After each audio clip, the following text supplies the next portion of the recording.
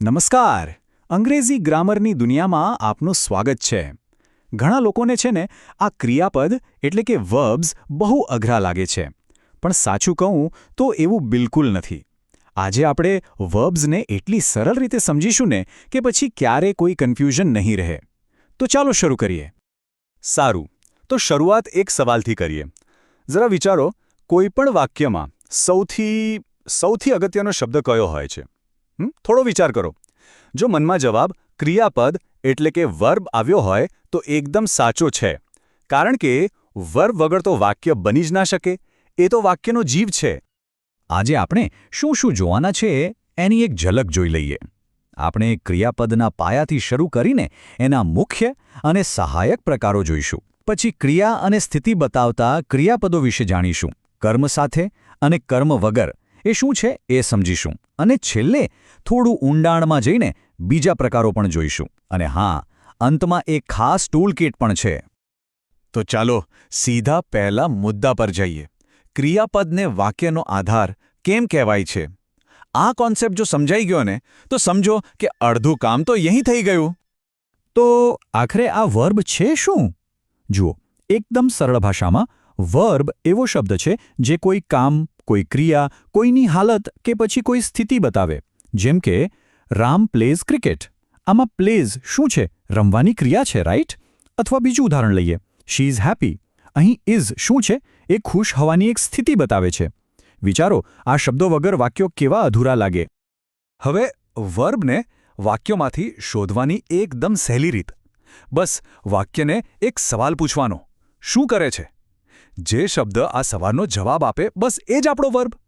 ચાલો જોઈએ. રામ ક્રિકેટ રમે છે. સવાલ પૂછો, રામ શું કરે છે? જવાબ શું મળ્યો? રમે છે. તો પ્લેઝ એ વર્બ છે. છે ને એકદમ સિમ્પલ? ચાલો હવે આગળ વધીએ અને વર્બના બે સૌથી કોમન અને મહત્વના પ્રકારો જોઈએ. આ એવા પ્રકારો છે જે અંગ્રેજીમાં લગભગ દરેક વાક્યમાં જોવા મળશે. એ છે મુખ્ય અને સહાયક ક્રિયાપદ. મુખ્ય ક્રિયાપદ. નામ પરથી જ ખબર પડી જાય. એ વાક્યની મુખ્ય ક્રિયા એટલે કે મેઇન એક્શન બતાવે છે. એ વાક્યનો હીરો છે. જેમ કે હી રાઇટ્સ અ લેટર. આમાં મુખ્ય કામ શું થઈ રહ્યું છે? લખવાનું, એટલે કે રાઇટ્સ. અને સહાયક ક્રિયાપદ એ છે આપણા મેઇન વર્બનો સાથીદાર, એનો હેલ્પર. એનું કામ છે મુખ્ય ક્રિયાપદને મદદ કરવાનું, જેથી વાક્યનો સમય એટલે કે કાળ કે પછી એનો અર્થ વધુ સ્પષ્ટ થાય. જેમ કે શી ઇઝ રીડિંગ. આમાં રીડિંગ તો મુખ્ય ક્રિયા છે, પણ ઇઝ એને મદદ કરે છે એ બતાવવા માટે કે આ ક્રિયા અત્યારે જ થઈ રહી છે. તો ટૂંકમાં વાત એટલી જ છે કે મેઇન વર્બ એ વાક્યની મુખ્ય એક્શન છે અને હેલ્પિંગ વર્બ એનો સપોર્ટર છે, જે એને મદદ કરવા આવે છે. એક વાત ખાસ યાદ રાખવા જેવી છે કે હેલ્પિંગ વર્બ મોટાભાગે મેઇન વર્બ વગર એકલું નથી આવતું. સારું, હવે આપણે વર્બના સ્વભાવ વિશે વાત કરીશું. મતલબ કે શું એ કોઈ કામ થતું બતાવે છે કે પછી ફક્ત કોઈ પરિસ્થિતિનું વર્ણન કરે છે? આના આધારે બે પ્રકાર છે, એક્શન અને સ્ટેટ વર્બ્સ. એક્શન વર્બ્સ તો એકદમ સીધા અને સરળ હોય છે. એ કોઈ શારીરિક કે માનસિક ક્રિયા બતાવે છે.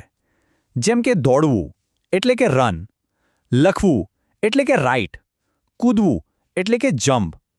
આ એવા શબ્દો છે જેમાં આપણને કોઈકને કોઈક પ્રકારની હલચલ દેખાય છે. હવે એનાથી થોડા અલગ છે સ્ટેટ વર્બ્સ. એ કોઈ એક્શન નથી બતાવતા. એ કોઈની સ્થિતિ, કોઈની લાગણી, કોઈના વિચાર, બસ આવી હાલત બતાવે છે. જેમ કે આઈ નો ધી આન્સર. અહીં નો એટલે કે જાણવું. એ કોઈ ક્રિયા નથી, એ તો મગજની એક સ્થિતિ છે. આમાં કોઈ હલચલ નથી. અહીં કેટલાક સામાન્ય સ્ટેટ વર્બ્સનું લિસ્ટ છે. જેમ કે નો, લાઇક, લવ, બિલીવ. આ બધા શબ્દો કોઈની અંદરની લાગણીઓ કે સ્થિતિ બતાવે છે, કોઈ બહાર દેખાતી ક્રિયા નહીં. હવે જે મુદ્દો આવે છે ને એ ખરેખર બહુ જ મહત્વનો છે. ઘણા લોકો અહીંયા જ ગૂંચવાય છે. ચાલો એકદમ સરળ રીતે સમજીએ કે કયા ક્રિયાપદને કર્મ એટલે કે ઓબ્જેક્ટની જરૂર પડે છે અને કયાને નથી પડતી. ટ્રાન્ઝિટિવ વર્બ આ એવા ક્રિયાપદ છે જેમને પોતાનો અર્થ પૂરો કરવા માટે કર્મ એટલે કે ઓબ્જેક્ટની જરૂર પડે જ પડે. સિમ્પલ ભાષામાં ક્રિયાનો પ્રભાવ જે વસ્તુ કે વ્યક્તિ પર પડે ને એને કર્મ કહેવાય. જો કર્મ ન હોય તો વાક્ય અધૂરું લાગે. હવે આને ઓળખવા માટે એક ગોલ્ડન રૂલ છે. બસ ક્રિયાપદને પકડો અને એને 2 સવાલ પૂછો, શું અથવા કોને. જો આમાંથી એક પણ સવાલનો જવાબ વાક્યમાં મળે તો સમજી લેવાનું કે એ ટ્રાન્ઝિટિવ વર્બ છે. ચાલો ટેસ્ટ કરીએ. શી રીડ્સ અ બુક. ક્રિયાપદ છે રીડ્સ. ચાલો પૂછીએ, શું વાંચે છે? અને જવાબ મળ્યો અ બુક. તો બસ રીડ્સ એ ટ્રાન્ઝિટિવ વર્બ છે. અને હવે ઇનટ્રાન્ઝિટિવ વર્બ્સ. આ બિચારા એકદમ આત્મનિર્ભર છે. એમને કોઈ કર્મની જરૂર જ નથી. એમનો અર્થ એમનામાં જ પૂરો થઈ જાય છે. જેમ કે ધ બેબી ક્રાઇઝ. અહીં સવાલ પૂછો, શું રડે છે કે કોને રડે છે? કોઈ જવાબ નહીં મળે. ક્રિયા ત્યાં જ પૂરી થઈ જાય છે. સરસ. અત્યાર સુધીના બધા મુદ્દા જો સ્પષ્ટ થઈ ગયા હોય તો હવે થોડું એડવાન્સ લેવલ પર જઈએ. ચાલો ક્રિયાપદના થોડા વધુ ઊંડાણપૂર્વકના પ્રકારો જોઈએ. આનાથી અંગ્રેજી પર પકડ વધુ મજબૂત થશે. ફાઇનાઇટ વર્બ્સ આ એવા શિસ્તબદ્ધ ક્રિયાપદો છે જે વાક્યના કર્તા અને કાળ પ્રમાણે પોતાનું રૂપ બદલી નાખે છે. મતલબ કે ગ્રામરના નિયમોથી બંધાયેલા છે. જેમ કે હી હોય તો પ્લેઝ આવે, પણ દે હોય તો પ્લે આવે. જોયું, કર્તા બદલાયો તો ક્રિયાપદ પણ બદલાઈ ગયું. અને એનાથી બિલકુલ ઊંધું નોન ફાઇનાઇટ વર્બ્સ. આ એકદમ સ્વતંત્ર છે. એમના પર કર્તા કે કાળની કોઈ જ અસર નથી થતી. એ હંમેશા એક જ રૂપમાં રહે છે. જેમ કે આઈ લાઇક ટુ રીડ કે પછી શી લાઇક્સ ટુ રીડ. જુઓ, આઈ હોય કે શી, પણ ટુ રીડ તો એવું ને એવું જ રહ્યું. હવે આ નોન ફાઇનાઇટ વર્બ્સના મુખ્ય 3 પ્રકાર છે. પહેલું છે ઇન્ફિનિટિવ, જે મોટે ભાગે ટુ સાથે ક્રિયાપદનું મૂળ રૂપ હોય છે. દાખલા તરીકે ટુ પ્લે. બીજું છે જીરંડ, જેમાં ક્રિયાપદને આઈએનજી લાગે પણ એ વાક્યમાં નામની જેમ કામ કરે. જેમ કે રીડિંગ ઇઝ ફન. અને ત્રીજું છે પાર્ટિસિપલ, જે વિશેષણનું કામ કરી શકે છે. જેમ કે અ બ્રોકન ચેર. અને છેલ્લે મોડલ વર્બ્સ. આ એક ખાસ પ્રકારના સહાયક ક્રિયાપદો છે. એ વાક્યમાં શક્યતા, ક્ષમતા, ફરજ કે પરવાનગી જેવો ભાવ ઉમેરે છે. જેમ કે કેન, મસ્ટ, શુડ, વિલ. એમ કહી શકાય કે આ મુખ્ય ક્રિયાપદને એક ચોક્કસ મિજાજ આપે છે. વાહ! આપણે ક્રિયાપદના ઘણા બધા પ્રકારો જોઈ લીધા. હવે આ બધું યાદ કેવી રીતે રાખવું? ચિંતા ન કરો. એના માટે જ આપણે હવે એક વર્બ ટૂલકિટ તૈયાર કરીશું. આ ટૂલકિટ ખાસ કરીને પરીક્ષા વખતે ઝડપી રિવિઝન માટે બહુ જ કામ લાગશે. ચાલો આ સ્લાઇડ પર એક નજર કરીએ. આ તમારી પરીક્ષા માટેની એકદમ શોર્ટ નોટ છે. બસ આટલું યાદ રાખવાનું છે. વર્બ એટલે શું? તો કે એક્શન કે સ્ટેટ બતાવતો શબ્દ. હેલ્પિંગ વર્બ કોની સાથે આવે?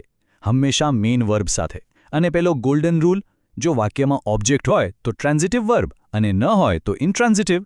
બસ આટલું યાદ રાખશો ને તો ઘણું બધું સરળ થઈ જશે. તો આ હતી વર્બની સફર. એકદમ સરળ અને સ્પષ્ટ રીતે. આશા છે કે હવે ક્રિયાપદ શું છે, એને કેવી રીતે ઓળખવું અને એના પ્રકારો શું છે એ બધું જ સ્પષ્ટ થઈ ગયું હશે. તો શું કહો છો? શું હવે વર્બના માસ્ટર બનવા માટેની તૈયારી છે? બસ થોડી પ્રેક્ટિસ કરતા રહેશો ને તો અંગ્રેજી શીખવું એક રમત જેવું લાગશે.